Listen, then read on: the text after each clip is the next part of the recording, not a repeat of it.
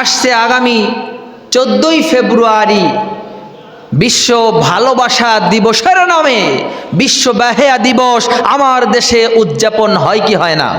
কথা বলেন, হয় কি হয় না? এটা বিশ্ব ভালোবাসা দিবস নয়, এটা হলো বিশ্ব বেহায়া দিবস, বিশ্ব নির্লজ্জ দিবস। জোরে বলেন ঠিক কিনা? সুতরাং বাবা মা যারা রয়েছেন, বড় ভাই যারা রয়েছেন, অভিভাবক যারা রয়েছেন, আমি তাদেরকে বলে দিতে চাই, এই 14ই ফেব্রুয়ারি আপনি আপনার কন্যাকে ঘর থেকে বের হতে দেবেন না। আপনি ভাই, আপনি আপনার বোনকে ঘর থেকে বের হতে দেবেন না। আপনি অভিভাবক, আপনার অধীনস্থ যে মেয়েরা, যে কন্যারা, এদেরকে ওই দিন ঘরের বাহিরে যেতে দেয়া যাবে না, যাবে না, যাবে না। জোরে বলেন ঠিক কিনা? কারণ এই 14ই ফেব্রুয়ারি বিশ্ব ভালোবাসা দিবসের নামে, বিশ্ব বেহায়া দিবস, ভ্যালেন্টাইন্স নামে যে বেহায়া দিবসের উৎপত্তি, বিশ্ব মোরলরা, আমেরিকানরা মুসলমানের সন্তানদের চরিত্র নষ্ট করার জন্য বাংলাদেশে এটাকে চাপিয়ে দিয়েছে। আমি তোমারে সুন্দর একটা জিন্দেগি দান করেছি, সুন্দর একটা জীবন দান করেছি, সুস্থ শরীর দান করেছি, সুন্দর চেহারা দান করেছি, চক্ষু দান করেছি, মুখ দান করেছি, তোমার কান দান করেছি, মাথা দান করেছি, 3.5 হাত বডি আমি আল্লাহ সুন্দর করে সাজিয়ে গুছিয়ে তোমাকে দুনিয়ার জমিনে পাঠিয়েছি। বান্দা, তুমি তোমার চরিত্র, তুমি তোমার এই সুন্দর সময়টা সজাগ থাকতে হবে।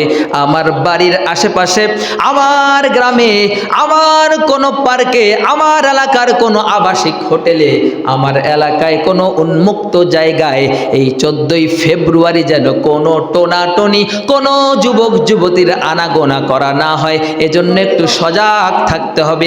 যদি আমরা সজাগ থাকি, এবছর যদি আমরা এটাকে প্রতিহত করতে পারি, তাহলে আগামী বছর দেখা যাবে এই 14ই ফেব্রুয়ারি কোনো যুবক, কোনো যুবতী আর ঘর থেকে বের হওয়ার দুঃসাহস করবে না। এটা আমাদের উপর ফরজ। আমরা জানি না যে জাতির যুব সমাজ যত পবিত্র, সেই জাতি তত পবিত্র। যে জাতির যুব সমাজ যত কলঙ্কিত, যত ধ্বংস, সেই জাতির ধ্বংস তত কাছে, তত তাড়াতাড়ি। এই যুবকদের চরিত্র সংরক্ষণ করা, এই যুবতীদের চরিত্র ঠিক রাখা, আমি বাবা আমার উপর যেমন ফরজ, আমি মা আমার উপর ঠিক তেমনি ফরজ, আমি বড় ভাই আমার উপর ঠিক তেমনি ফরজ, আমি সমাজের গণ্যমান্য ব্যক্তি ঠিক আমার উপরও তেমনি ফরজ। আমি আপনি আমরা সবাই সবার উপর যেমনি ভাবে ফরজ। রাষ্ট্রের প্রধান যিনি, প্রধানমন্ত্রী যে, এই রাষ্ট্রের প্রধান যিনি, এই প্রধানের উপরও ঠিক তেমনি ভাবে এই যুবক যুবতীদের চরিত্রগুলো সঠিক রাখা, সংরক্ষণ করা, তার জন্য সেটা ফরজ। যদি আমার উপর ফরজ হয়ে থাকে, যদি আপনার উপর ফরজ হয়ে থাকে, রাষ্ট্রের প্রধান যিনি, তার উপরও যদি ফরজ হয়ে থাকে, তাহলে এই ফরজ বিধান পালন করতে কেন আমাদের এত গড়িমসি, কেন আমাদের এত পিছপা? আমরা কাকে ভয় করি? আমরা কাকে খুশি করার জন্য চুপ থাকি? আর চুপ থাকা যাবে না। এই ফরজ বিধান আসুন আপনি আমি আমরা সবাই মিলে এই বিধানটাকে একটু পালন করি, তাহলে আমাদের যুবক যুবতীরা একটু ভালো থাকবে, তাদের চরিত্রগুলো পবিত্র থাকবে। আর তাদের চরিত্র পবিত্র থাকলেই আমাদের দেশ পবিত্র থাকবে। আর এ দেশ পবিত্র থাকলে আল্লাহর রহমত আর বরকতে এ দেশটা ভরে যাবে। জোরে বলেন ঠিক কিনা? ভাইরা আমার, আসুন আল্লাহ রাব্বুল আলামিন মহাগ্রন্থ পবিত্র কোরআনুল কারীমের মধ্যে কি বলে? আল্লাহ রাব্বুল আলামিন জানা দেয়, লা তাকরাবুজ জিনা, তোমরা জিনার ধারের কাছেও যেও না।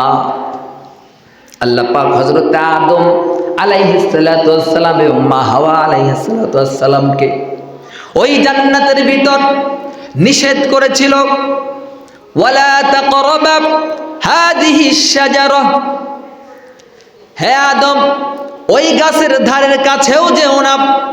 আল্লাহ পাক কিন্তু এই কথা বলে না, আদম ওই গাছের ছায়ার নিচে গিয়ে বসো না, ওই গাছের পাতা স্পর্শ করো না, ওই গাছের ফলে হাত দিও না, ওই গাছের কাছে গিয়ে গাছের বাতাস খেও না।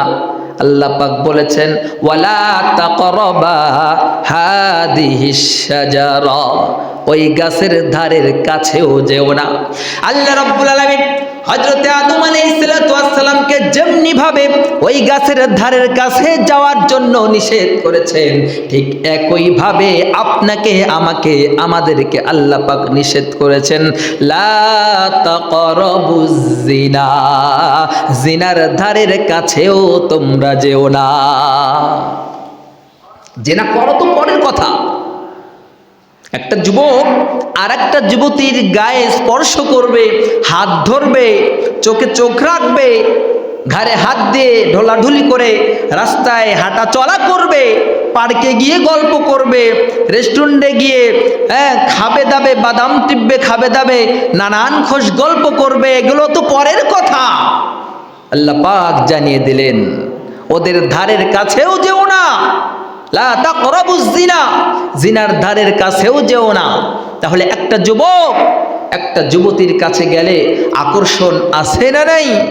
তাহলে বোঝা গেল একটা যুবক একটা যুবতীর কাছে গেলে পরে জিনা করার জন্য যেই বিষয়গুলোর প্রয়োজন সব তো সামনে উপস্থিত।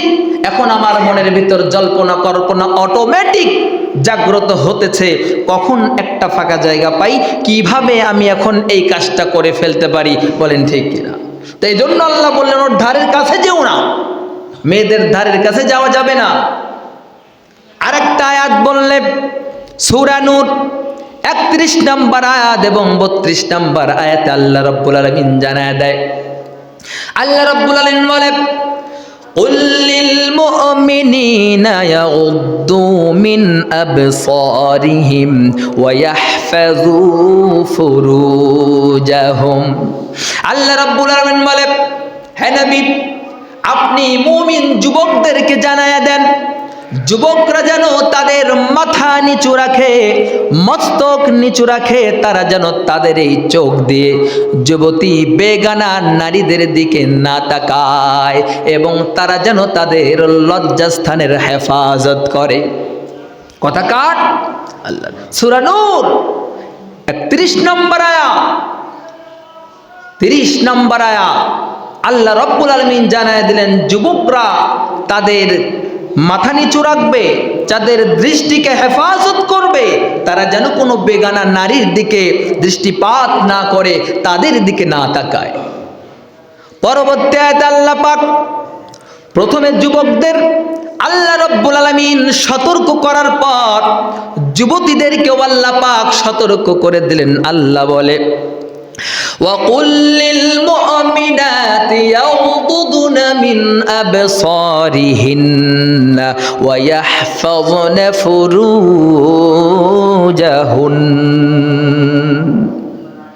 আল্লাহ রাব্বুল আলামিন জানিয়ে দিলেন হে নবী এবং আপনি মুমিনা নারীদেরকে, মহিলাদেরকে, যুবতীদেরকে জানায় দিন তারাও যেন তাদের মস্তক অবনত রাখে, তারাও যেন তাদের চোখের হেফাজত করে, তারাও যেন কোনো বেগানা পুরুষের দিকে না তাকায়, এবং তারাও যেন তাদের সম্ভ্রম রক্ষা করে চলে। আদেশ কার? আল্লাহর। আর আজকে আমরা আল্লাহর আদেশকে পাত্তা না দিয়ে যাকেই ভালো লাগছে, যেভাবে ভালো লাগছে সেভাবেই আল্লাহর জমিনে আল্লাহর দেয়া জীবন দিয়ে, আল্লাহর দেয়া হাত দিয়ে, আল্লাহর দেয়া পা দিয়ে, আল্লাহর দেয়া জবান দিয়ে, আল্লাহর দেয়া চক্ষু দিয়ে দেদারসে পাপের কাজগুলো আঞ্জাম দিয়ে যাচ্ছি। এই পাপের কাজগুলো যারা করছে তাদেরকে সাপোর্ট দিয়ে যাচ্ছি। এই পাপের কাজের আয়োজন যারা করছে তাদেরকে উৎসাহ উদ্দীপনা দিচ্ছি, অথচ আমরা মুসলমান। কোন মুমিন, কোন মুসলমান কখনোই পাপের কাজে সংযুক্ত হতে পারে না। যারা পাপের কাজ করতে চায় তাদেরকে সাহায্য সহযোগিতা করতে পারে না। মুমিনের জীবন যতক্ষণ পর্যন্ত থাকবে খারাপ কাজের প্রতিবাদ মুমিন করেই যাবে।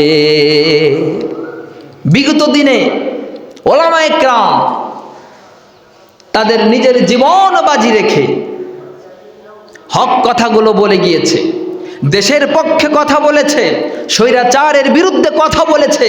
তারা ফাঁসির মঞ্চকে ভয় পায় নাই, তারা কারাগারকে ভয় পায় নাই, নির্মম নির্যাতনকে তারা ভয় পায় নাই। কারণ ইন্নামা ইয়াখশাল্লাহ মিন ইবাদিহিল উলামা। আল্লাহ পাক বলে এই জমিনের উপর যত মানুষ রয়েছে, সব মানুষের মধ্য থেকে আমি আল্লাহকে সব থেকে বেশি ভয় পাই ওলামা ইকরামেরা। আল্লাহর ভয় অন্তরে, যার কারণে তারা নিজের জীবনের তোয়াক্কা করে না, তারা জেল জুলুম নির্যাতনের ভয় করে না, হক কথাগুলো জাতির সামনে তারা তুলে ধরে। কারণ আল উলামা ওয়ারাসাতুল আম্বিয়া, নবী রাসূলগণ হচ্ছেন, ওলামা ইকরামগণ হচ্ছেন নবী রাসূলদের ওয়ারিস। নবী রাসূলদের যেই দায়িত্ব, এখন তো আর নবী রাসূল নেই, এজন্য ওলামা ইকরাম নবী রাসূলদের এই দায়িত্ব নিয়ে ওলামা ইকরাম মানুষদেরকে সাবধান করে যাচ্ছে। ওলামা ইকরাম বলে যাচ্ছে যে নাচানাচি এই সমস্ত আয়োজন করা যাবে না, যাত্রার আয়োজন করা যাবে না, ডিজে পার্টির আয়োজন করা যাবে না, আরো যত বিভিন্ন বেহায়াপনা বেলাল্লাপনা রয়েছে সব কিছুর বিরুদ্ধে ওলামা ইকরাম কথা বলে যাচ্ছে, বলছে, বলবেই, কেউ আটকাতে পারবে না।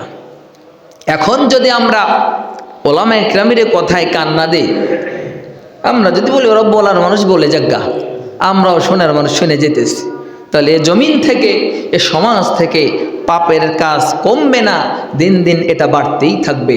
এজন্য ওলামা ইকরামদেরকে সাপোর্ট করতে হবে, ওলামা ইকরামদের পক্ষে আসতে হবে। ওলামা ইকরাম যেটা করতে চায় অবশ্যই ভালো, খারাপ তারা চায় না। আমারও ভালো চায়, আপনারও ভালো চায়, এ দেশের ভালো চায়, জাতির ভালো চায়, সবার ভালো চায়। এই কারণে ওলামা ইকরামদের সঙ্গে আমাদের সঙ্গবদ্ধ হতে